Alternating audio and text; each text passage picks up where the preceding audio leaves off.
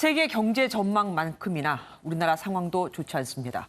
OECD는 우리나라 올해 성장률 전망치를 0.3%포인트 낮췄는데 실제로 한국은행이 올 1분기 경제 성적표를 살펴보니 소비와 투자 모두에서 성장 둔화 조짐이 나타나고 있었습니다.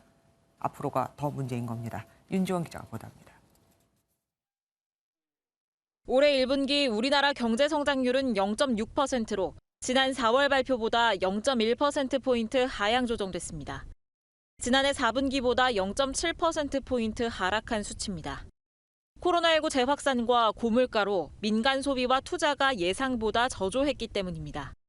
그나마 반도체와 화학제품 등의 수출이 3.6% 늘며 경제 성장을 떠받쳤지만 앞으로는 이마저도 악화될 위기입니다.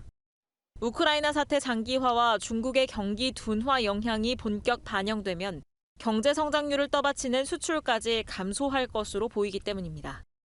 특히 중국은 우리나라 전체 수출의 30% 안팎을 차지하는 최대 수출국으로 중국 경제 성장률이 1%포인트 떨어지면 우리 경제 성장률 역시 0.5%포인트 하락 압력을 받을 수 있다는 분석도 있습니다. 물가는 더 오를 것으로 보입니다. OECD는 당초 2.1%였던 올해 우리나라 물가 상승률 전망을 4.8%로 내다봤습니다. 수출 경기가 하락하면 아무래도 전체적인 경제 성장률이 크게 하락할 수밖에 없는 그런 상황입니다. 이런 인플레가 높게 지속이 되면 경제 성장률이 마이너스가 나올 수 있는 스태그플레이션 가능성도 높아졌다.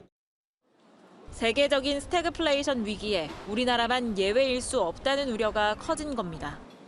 문제는 이런 상황 속에 기대할 건 추경 지출에 따른 민간 소비 회복분이라는 점. 2.7% 성장 달성은 가능한 것으로 이렇게 나왔습니다. 민간 소비가 방역 조치 완화라든가 추경 등에 의미해 가지고 회복세를 지속할 것으로 예상되기 때문에. 하지만 추경으로 풀린 돈이 물가를 자극할 우려가 크다는 점과 금리 인상이 추경 효과를 상쇄할 가능성도 적지 않다는 점은 변수입니다. MBN 뉴스 윤지원입니다.